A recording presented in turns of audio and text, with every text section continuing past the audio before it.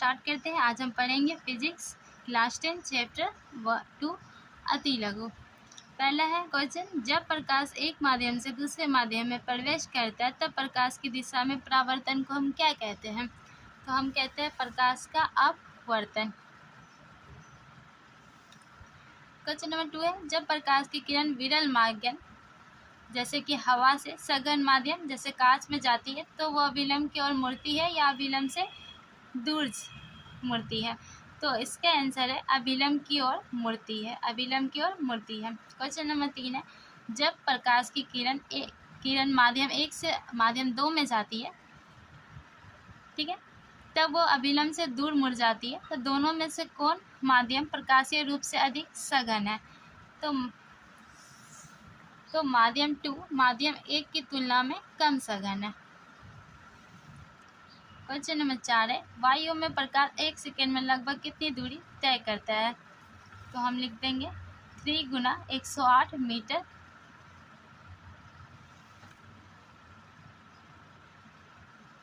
अब हमारा 5 है, स्नेल का नियम क्या है?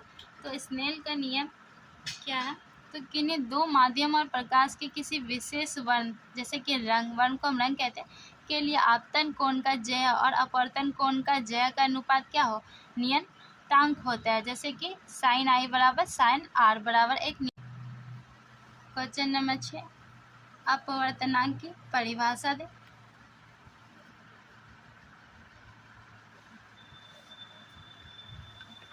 तो हम यहाँ से लिख देंगे, किसी माध्यम की प्रकाश की किरण की दिशा को बदलने की क्षमता को उसका अपवर्तनांक कहते हैं।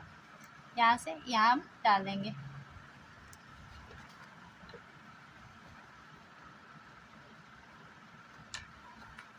क्वेश्चन नंबर 7 है, किस माध्यम का अपवर्तनांक अधिक होता है, सघन माध्यम या विरल माध्यम? तो इसका आंसर है सघन माध्यम का।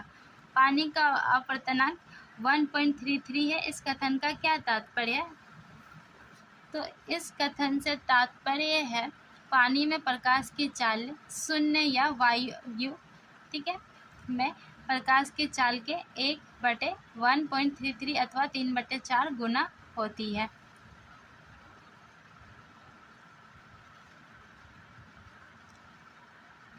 अब हमारा पार्श्विक विस्थापन से आप क्या समझते हैं?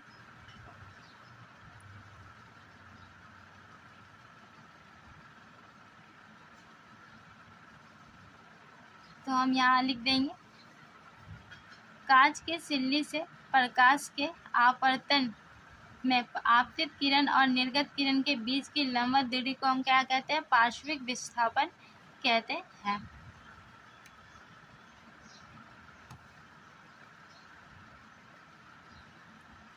उसके बाद है हमारा क्वेश्चन नंबर 10, इससे देख के आंसर देना है।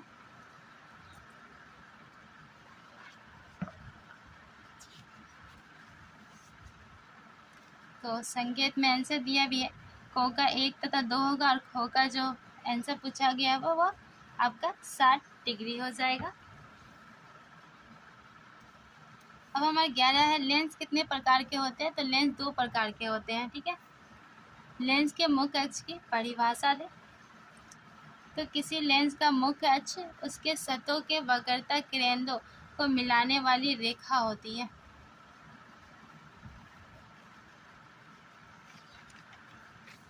पतला लेंस क्या है? तो पतला लेंस एक ऐसा लेंस है जिससे होकर जाने वाली किरण लेंस से अपवर्तन के बाद बिना विचलन के सीधे निकल जाती है।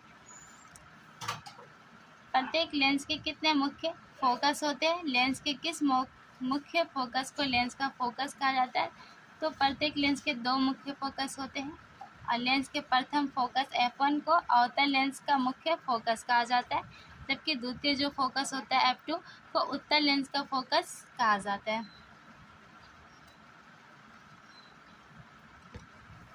उत्तल लेंस के सामने किसी वस्तु को कहाँ रखने पर उसका जो आकार के बराबर के आकार का वास्तविक प्रतिबिंब बनता है?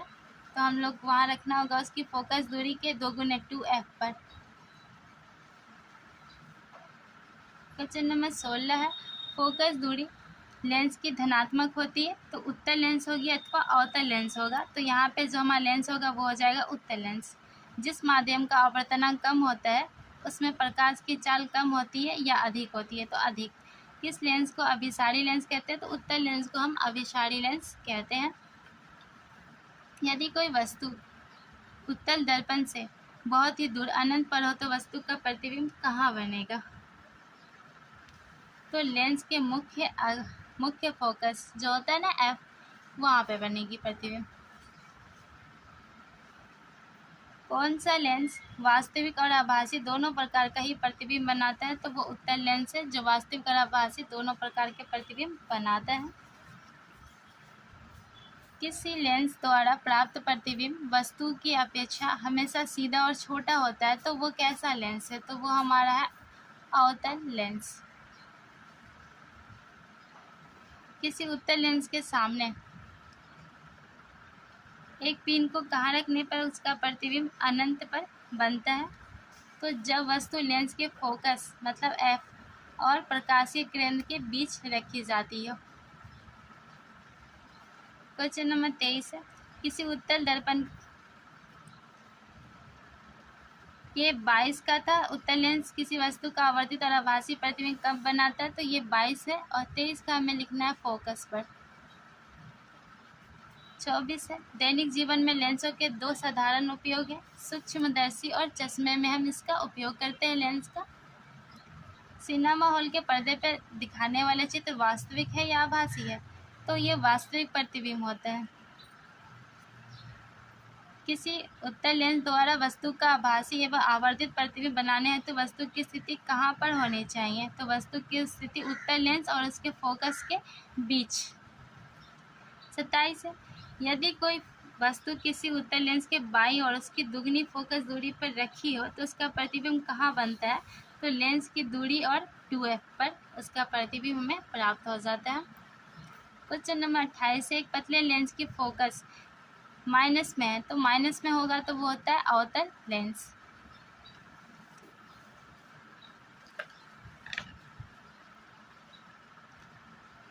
उनतीस देखेंगे, लेंस से किसी वस्तु की दूरी u, प्रतिबिंब की दूरी b और लेंस की फोकस दूरी f में क्या संबंध है? तो ये सूत्र वस्तु, प्रतिबिंब और लेंस की फोकस दूरी के बीच के संबंध को क्या करता है? व्यक्त करता है, मतलब संबंध को दिखाता है।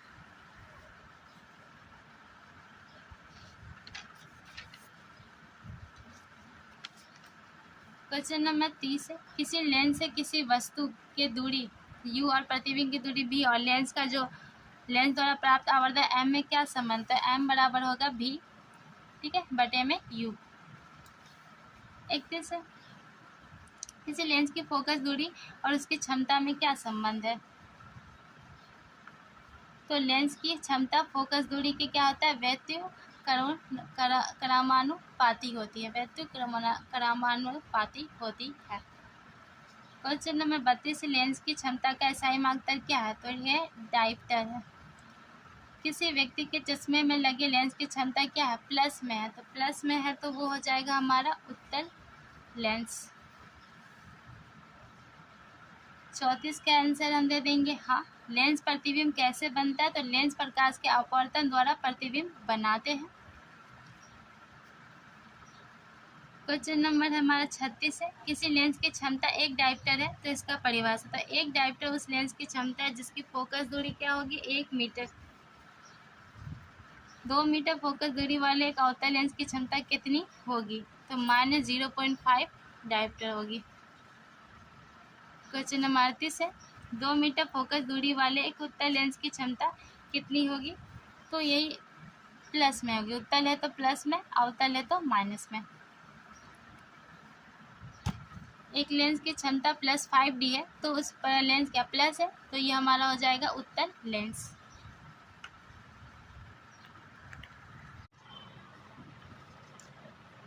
चैप्टर 2 फिजिक्स क्लास 10, तो आज हम इसे पढ़ेंगे।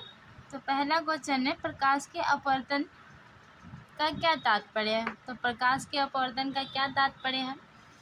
तो प्रकाश की किरणों के एक पारदर्शी माध्यम से दूसरे पारदर्शी माध्यम में जाने पर दिशा परिवर्तन अर्थात मुड़ने की क्रिया को प्रकाश का अपवर्तन कहते हैं। क्वेश्चन नंबर 2 है, हमारे दैनिक जीवन में प्रकाश के अपवर्तन के उपयोग के 2 उदाहरण लिखना है। तो पहला है इंद्रधनुष। सूर्य की किरणें वर्षा की बूंदों, ठीक है, सूर्य की किरणों वर्षा की बूंदों से होकर गुजरती है तो प्रकाश क्या होता है, अपवर्तित होता है और इंद्रधनुष इससे निर्माण होता है। फिर है प्रिज्म। प्रिज्म प्रकाश को अलग अलग रंगों में विभाजित करता है जो अपवर्तन का एक उदाहरण है। क्वेश्चन नंबर 3 है, प्रकाश के एक किरण का अपवर्तन दिखाने के लिए किरण आरेख खींचे। तो पहला है जब किरण विरल माध्यम से सघन माध्यम में जाती है, तो हम इस तरह किरण दिखा सकते हैं, विरल माध्यम, सघन माध्यम, किरण विरल से सघन में जाती हुई, ठीक है, यह अविलंब है, जो डॉट डॉट लाइन है यह हमारा अविलंब है।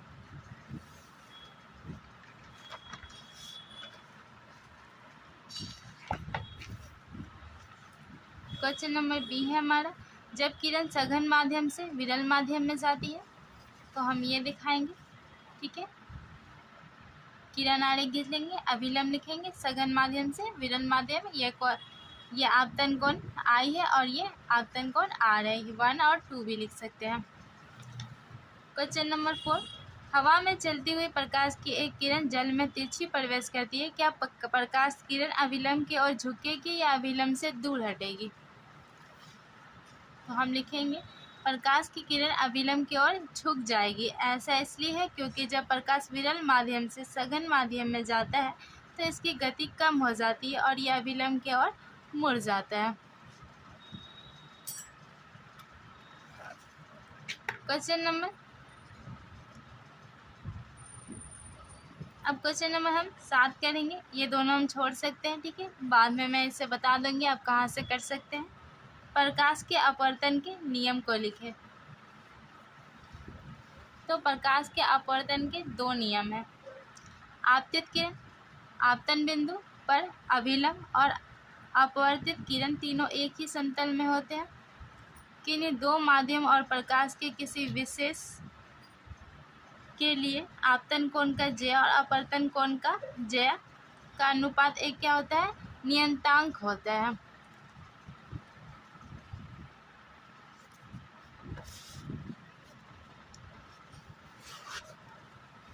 अब है हमारा क्वेश्चन नंबर 8, स्नेल के नियम को लिखकर समझाएं। तो हम लिखेंगे किन्हीं 2 माध्यमों और प्रकाश के किसी विशेष वर्ण के लिए आपतन कोण की ज्या, ठीक है, जिसे हम I, और अपवर्तन कोण का ज्या जिसे हम R का अनुपात क्या होता है, एक नियतांक होता है। मतलब कि साइन I और बट्टे में साइन R बराबर क्या होगा, एक नियतांक। क्वेश्चन नंबर 9 है, हीरे का अपवर्तन 2.42 है, इस कथन का क्या अर्थ है? तो हम लिखेंगे प्रकाश हीरे में निर्वात, ठीक है, मतलब निर्वात जिसे हम शून्य कहते हैं, 0 की अपेक्षा 2.42 गुनी धीमी चाल से चलता है। जैसे कि ये दोनों का जो मान निकलेगा वो क्या होगा, एक नियतांक मतलब 0। अब हम देखेंगे क्वेश्चन नंबर, ये क्वेश्चन 10 छोड़ सकते हैं हम, कोई काम का नहीं है। क्वेश्चन नंबर 11 भी, और हम 12 का आंसर हम यहाँ से दे देंगे। तो 12 है, किसी उत्तल लेंस द्वारा जब सूर्य की किरण को किसी कागज पर फोकसित करते हैं तब वो क्या होता है, जल उठता है। जैसे बचपन में हमने ऐसा बहुत सारे प्रयोग किए हैं। तो सूर्य के प्रकाश के साथ साथ उसमें ऊर्जा भी आती है, अतः जब उत्तल लेंस द्वारा हम सूर्य से आती किरणों को कागज पर फोकसित करते हैं तो प्रकाश के साथ ऊष्मा भी कागज के छोटे से हिस्से पर फोकसित होती है, जिससे कागज का वो हिस्सा जल उठता है। क्वेश्चन नंबर 13 है, उत्तल लेंस को आँख के सामने रखकर सूर्य को देखना क्यों मना है? तो उत्तल लेंस को आँख के सामने रखकर सूर्य को देखने पर सूर्य से आती ऊष्मा आँख के रेटिना पर फोकसित होती है, और ये जो किरण होती है जो सूर्य से आती है प्रकाश, वो बहुत ही अधिक होती है, जो हमारे आँखों को क्या क्षति पहुँचाती है। क्वेश्चन नंबर 14 है, यदि किसी उत्तल लेंस पर आपतित किरण लेंस के अक्ष के समांतर है तो ये लेंस के अपवर्तन के पश्चात किस प्रकार मुड़ेगी? किरण आरेख द्वारा स्पष्ट करें। तो ये किरण आरेख बना लेना है।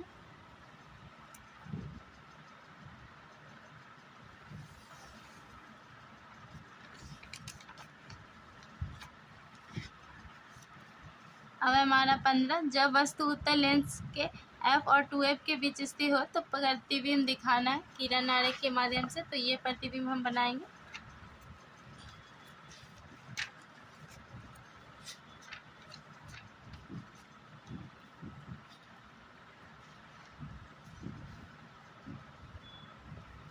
तो हमारा ये प्रतिबिंब बनेगा। इसे हम क्वेश्चन नंबर 15 में प्रतिबिंब बनाकर दर्शा देंगे।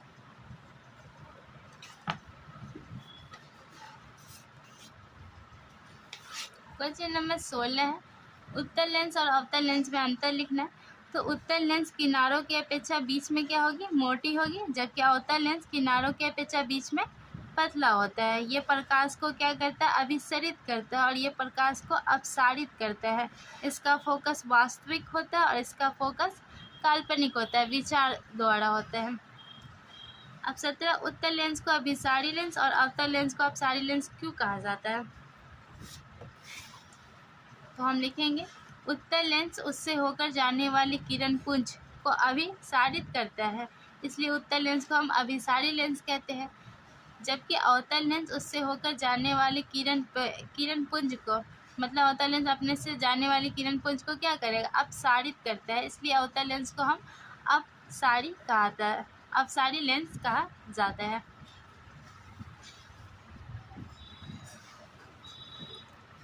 क्वेश्चन नंबर 19 देखेंगे, लेंस की क्षमता से क्या समझते हैं, इसका मात्रक क्या है।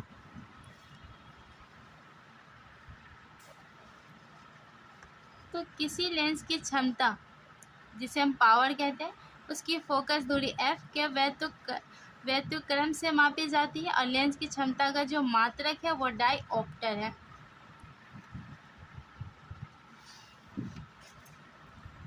अब क्वेश्चन नंबर हम देखेंगे,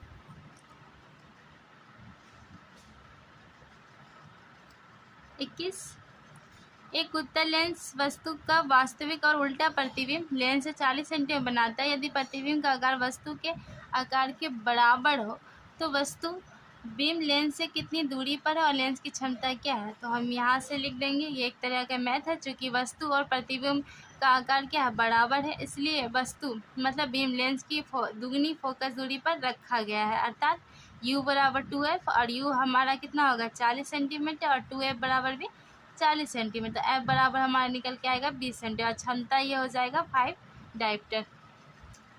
अब हमारा 22 है, कई लेंस को एक दूसरे के संपर्क में रखकर बनाए गए लेंस के निकायों का उपयोग सामान्यतः कहाँ किया जाता है। तो संकेत है, तो ऐसे लेंस निकायों का उपयोग सामान्यतः कहाँ करते हैं, कैमरों के लेंस अथवा सूक्ष्मदर्शी एवं दूरदर्शकों के अभिदर्शक, मतलब हम वो कह सकते हैं जैसे कि दूरबीन के डिज़ाइन में किया जाता है। तो हमने जो भी यहाँ पे क्वेश्चन छोड़े वो इम्पोर्टेंट नहीं है।